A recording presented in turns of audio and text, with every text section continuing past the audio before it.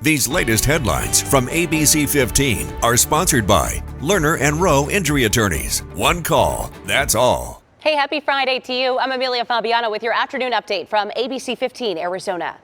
In the state of education, controversy surrounding some new questions the Arizona Department of Education is asking schools for their state report card.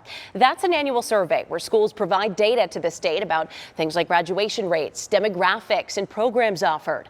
But now some districts are expressing concern over new questions added, including if schools protect instructional time, don't excessively teach social emotional learning, and avoid topics like critical race theory. Majority of the comments have been, number one, that they're not all worded very clearly and can be, rather subjective or ambiguous, but also that they seem a little bit politically motivated. This is a matter of academics. It's not a matter of politics.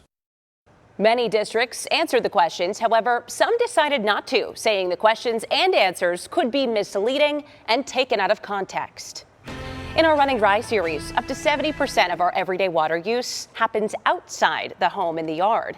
SRP hosting a water conservation expo this weekend, focusing on water-saving methods, including the importance of landscaping and irrigation.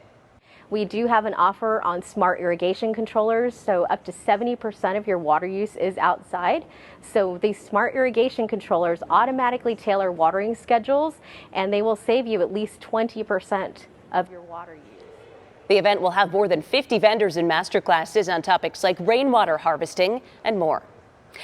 Well, our southern border front and center for voters. President Biden and former President Trump visiting the border in Texas yesterday to say how they'd fix the issue. Illegal border crossings are hitting record highs right now. More than 2 million people were apprehended in 2022 alone. ABC's chief White House correspondent Mary Bruce has more.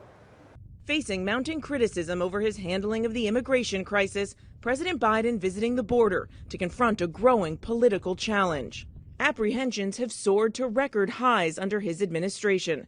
The president Thursday briefed by Border Patrol on the banks of the Rio Grande and blasting House Republicans for tanking a bipartisan border deal at Donald Trump's urging. It's the toughest set of border security reforms we've ever seen in this country. It's time for the speakers and some of my Republican friends in Congress who are blocking this bill to show a little spine.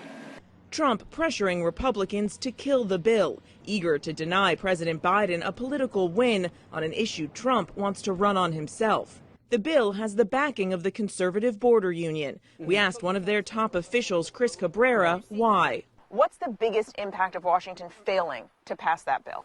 The security of our country. Former President Trump urged Republicans not to pass that deal. What'd you make of that? Oh, I mean, that's politics for you. Was it a perfect bill? No, it wasn't a perfect bill. But it's better than the status quo, what's going on now. Ultimately, he says the president is responsible for the situation at the border. You get to make the decisions, and he made those decisions, and unfortunately, the buck stops with him. 300 miles away in Eagle Pass, Donald Trump argued Biden's policies caused this crisis, blaming the president for what he described as lawlessness at the border. This is a Biden invasion over the past 3 years. Trump, who also struggled to contain this crisis, now promising to go even further than he did in his first term, considering detention camps and mass deportations, though deportations actually dropped significantly when he was in office, far below his predecessor, Barack Obama. Now, President Biden with a new tactic, an invitation to Trump to put border security above politics to solve this problem. Instead of telling members of Congress to block this legislation, join me, or I'll join you in telling the Congress to pass this bipartisan border security bill. So instead of playing politics with the issue, why don't we just get together and get it done? So we are staying nice and warm heading into the weekend, at least here in the lower desert. It's a little breezy conditions though, but here's what we're going to be seeing in Phoenix for the next 3 days. We'll have 80 on Friday, 76 on your Saturday, and 74 on Sunday. Again, breezy conditions are coming our way as our winds will gust here in the valley right around about 30 miles an hour. As we head through the weekend, we do have a chance for a light rain-snow mix up in northern Arizona for you on your Sunday. We are going to be breezy, but your temperatures stay nice and cool with your afternoon highs in the 40s. Now again, Those wind advisories are in place for northern Arizona, as you'll see their winds gusting around 55 miles per hour. That's on top of sustained winds that are already be between 20 to 30 miles per hour. So those will be in place throughout the weekend. Extended forecast, our temperatures here in the valley are going to be in the 70s starting on Saturday and pretty much staying that way for the rest of the week as we're nice and dry and just have a few clouds that are going to be coming our way.